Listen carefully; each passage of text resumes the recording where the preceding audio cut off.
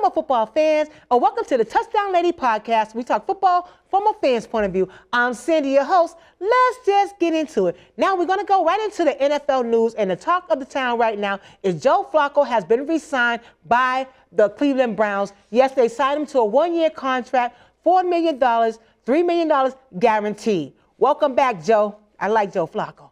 Now, let's talk about Aaron Rodgers and the Steelers. That saga is still going on. He has not signed with the Steelers. We don't know what's going on. I have to keep you guys updated on that.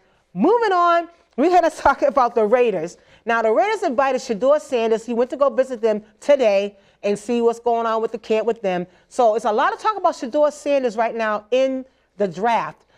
People are saying his value has dropped down. It's a lot of talk out there. I still want to get into it. I just can't wait till the draft is over, and it's coming up soon. April 24th to the 26th, it'll finally be over. But Shedeur Sanders did go visit the Raiders today. Moving on, I'm still looking for Brock Purdy to sign an extended contract. He has not done that yet with the 49ers. I don't know what's going on with that situation. I'm waiting for him to sign Brock Purdy. Just come on and sign him already. I don't know if they're waiting until after the draft. We just have to wait and see on that. But I am still keeping an eye out on Brock Purdy and the 49ers signing a new contract. Also, I want to mention Micah Parsons, the Dallas Cowboys. He has showed up for the voluntary workouts today. So it's good to see him on the field. Even though he has not reached a contract yet with the Dallas, extended contract, he's in his last year of his rookie contract, and he's looking to extend the contract with the Cowboys. But there's no more talk about that right now. We don't know how far the talks are going. But he did show up for voluntary workouts. That's a good sign for Dallas. Now, let's get into the UFL Spring Football League. Boy, let me tell you, this is week 3, and boy, it did not disappoint. It was a good showdown this weekend. And the first game we're going to talk about is the Houston Roughnecks versus the Memphis Showboat. Now, the Houston Roughnecks was one of my teams, like I said, I watched when I first started watching the Spring League, and I did follow them. I liked them when Coach Wade was their head coach. But since then, they have not been playing that well. And coming into this season, they have lost so far 2 games straight. They have not won a game up until this weekend. They finally won a game, breaking their 8-game losing streak. So, like I said, let's get into the offense for the Houston Roughnecks has still been struggling. It's the defense that pretty much carried them in this game, but they played better than they did the last 2 weeks. I have to give them credit on that. They played it really well. They was in this game. They fought all the way to the end, and this game all the way went down to the wire in the 4th quarter. For them to beat the Memphis Showboat, they had to go all the way down to the wire in this game, and they wound up beating them 18-17 by 1 point. The Houston quarterback, Anthony Brown, he's been very inconsistent, so they took him out of the game, and they brought in Nolan Henderson, the quarterback. He had 80 yards, 1 touchdown, and he won the game in the last quarter, 4th quarter. He was able to use his legs and score some points on the board, so he did really well. I think moving forward, the Houston head coach said he's going, CJ Jones or Johnson, quote me on that, but he did say he's going to start playing Henderson. Now it's going to be the starting quarterback for the Houston Roughnecks. On the other side of the ball, E.J. Perry, the quarterback, he got injured, so they brought in Troy Williams, the quarterback. He had 167 yards and 1 touchdown in this game. He played really well, too. Again, he was able to use his leg in the 4th quarter. They really made some nice plays in the 4th quarter. Go and check out the highlights in this game. Now, I also want to talk about the Arlington Renegades and the Birmingham Stallions. Now, the Birmingham Stallions are the reigning champion in the UFL. They won this league 3 years straight. Now, there's some talk out there that they might not be able to do a 4-peat for 2025, and they're saying that the St. Louis Battlehawks is set up to win it all. We just have to wait and see. But so far, the Birmingham Stallions have been struggling. On offense and defense, they've been struggling for the last 2 weeks. They lost the game. They finally won a game over the weekend, and they played over the Arlington Renegades, and they wound up beating them 10-9 by 1 point. But the Renegade Renegades, they played the hell of a game. They had control of the game all the way to the 4th quarter. And it's some crazy playing that went on in that 4th quarter. You got to check out the highlights to see this win. It was just crazy. But the whole game, the Arlington Renegades were controlling this game until the 4th quarter, and the Stallions started doing their thing, and they wound up winning this game, like I said, by 1 point, 10-9 over the Renegade Renegades. Luis Perez is one of my favorite quarterbacks. I like him. He only had 208 yards in this game, no touchdowns in this game. On the other side, Birmingham Stallions, Matt Corral had 255 yards and 1 touchdown in this game. But go and check the highlights in both these games. Like I said, all the games I'm going to talk about today, you can check the highlights of the fourth quarter. That's where all the games were won. A lot of action, some crazy, unbelievable players that you'll be surprised.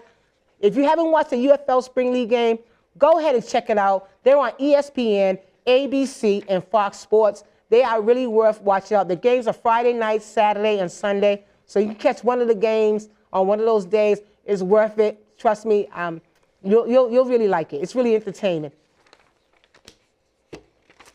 And the next game I want to talk about is Antonio Brown versus the Michigan Panthers.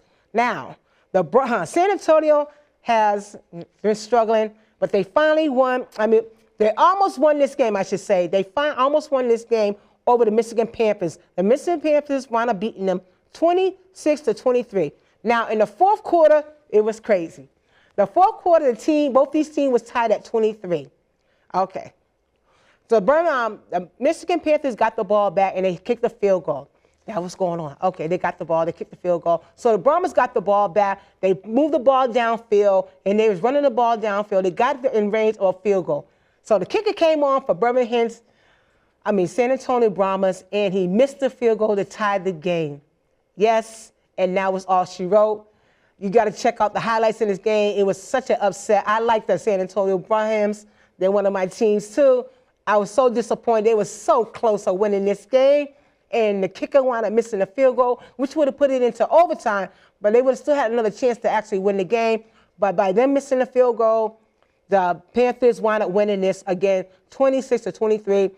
Bryce Perkins, the quarterback for the Panthers, had 193 yards, 2 touchdowns in this game. San Antonio's quarterback, Cullen Mudd, quarterback, had 152 yards and 1 touchdown in this game. So it was so heartbroken. They was that close. They could try it again this week. Now let's talk about the St. Louis Battlehawks versus the DC Defenders. Now both these teams came in this game undefeated. So it's going to be hard. So you know the battle was going to be on between these two teams. And let me tell you, the DC Defenders played the St. Louis Battlehawks at home, and DC Defenders, from the time they step on that field all the way to the end of this game, which was won in the fourth quarter. You got to check out the highlights and all the fast action in the fourth quarter to see this ending, how this game ended. It was crazy. It was crazy. But the DC Defenders fought all the way on offense and defense. I mean, they was just good on both sides of the ball. They moved the ball well, passing game. They moved the ball in the running game. On the other side, St. Louis Battlehawks, the offense was way better the last 2 weeks, but this week for the St. Louis Battlehawks, the offense did not do a great job at all of moving the ball and getting points on the board. But their defense for St. Louis Battlehawks did show up, and they was able to stop DC Defenders here and there, but it was not enough to really outplay them. DC Defenders, they really did a really good job. And it could only be one winner. They both win in this game, undefeated, and somebody had to lose. So now that was the DC Defenders wound up beating the St. Louis Battlehawks 27-15. The quarterback, Jordan Tamu, had 243 yards and 3 touchdowns in this game.